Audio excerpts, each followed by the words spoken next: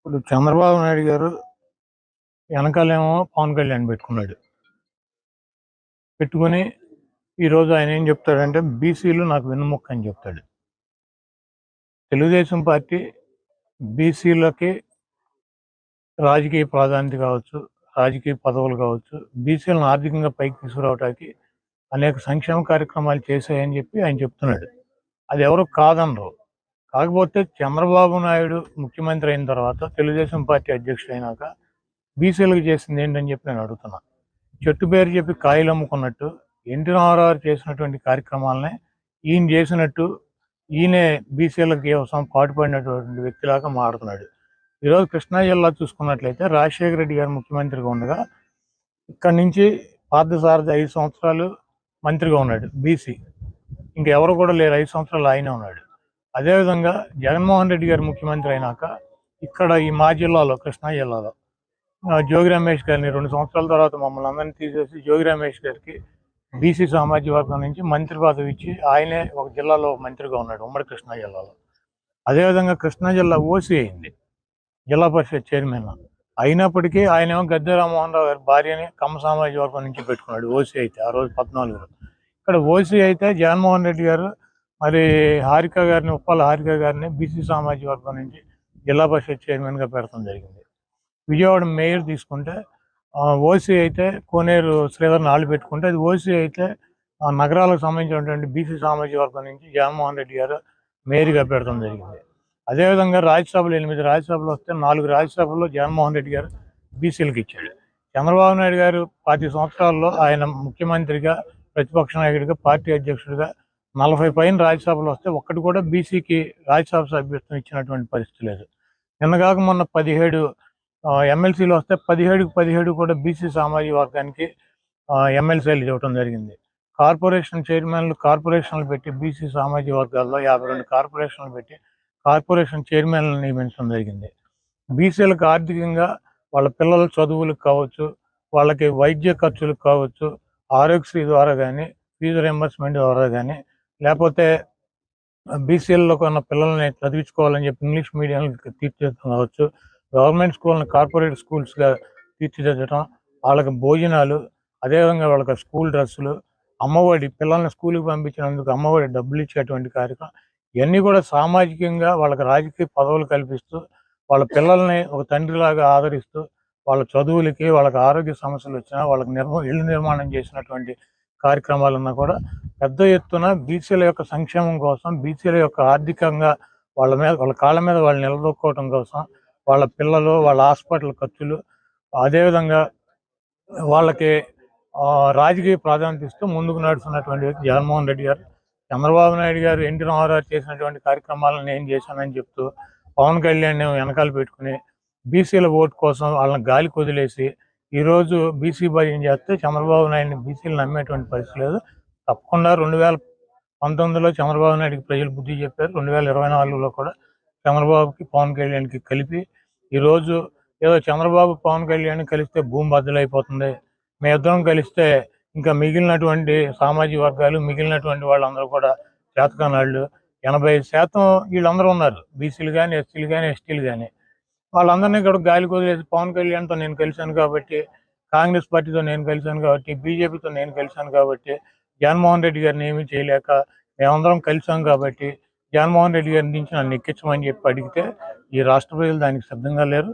తప్పకుండా చంద్రబాబు నాయుడు దత్తపుత్రుడు పవన్ కళ్యాణ్ గారికి ఇద్దరికి కలిపి ఈ రాష్ట్ర ప్రజలు బుద్ధి చెప్తారని చెప్పి నేను భావించుకుని ఈరోజు ఆయన ఏం చెప్తాడంటే బీసీలు నాకు వెన్నుముక్క అని చెప్తాడు.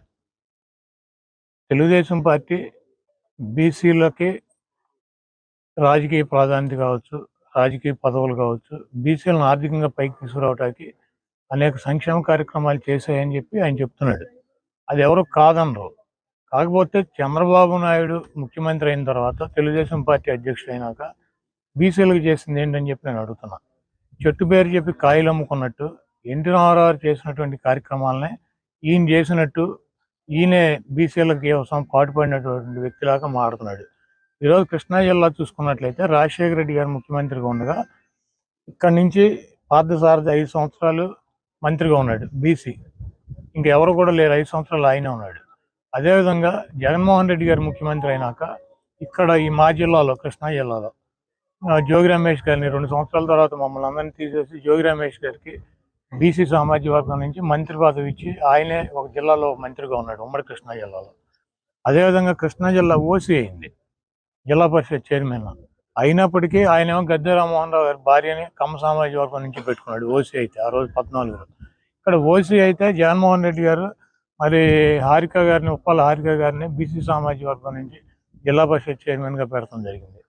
విజయవాడ మేయర్ తీసుకుంటే ఓసీ అయితే కోనేరు శ్రీధర్ని ఆళ్ళు పెట్టుకుంటే, అది ఓసీ అయితే నగరాలకు సంబంధించినటువంటి బీసీ సామాజిక వర్గం నుంచి జగన్మోహన్ రెడ్డి గారు మేయర్గా పెడతాం జరిగింది. అదేవిధంగా రాజ్యసభలు 8 రాజ్యసభలు వస్తే 4 రాజ్యసభల్లో జగన్మోహన్ రెడ్డి గారు బీసీలకు ఇచ్చాడు. చంద్రబాబు నాయుడు గారు 10 సంవత్సరాల్లో ఆయన ముఖ్యమంత్రిగా, ప్రతిపక్ష నాయకుడిగా, పార్టీ అధ్యక్షుడిగా 40 పైన రాజ్యసభలు వస్తే ఒక్కటి కూడా బీసీకి రాజ్యసభ సభ్యత్వం ఇచ్చినటువంటి పరిస్థితి లేదు. నిన్నగాక మొన్న 17 ఎమ్మెల్సీలు వస్తే 17 కూడా బీసీ సామాజిక వర్గానికి ఎమ్మెల్సీలు ఇవ్వడం జరిగింది.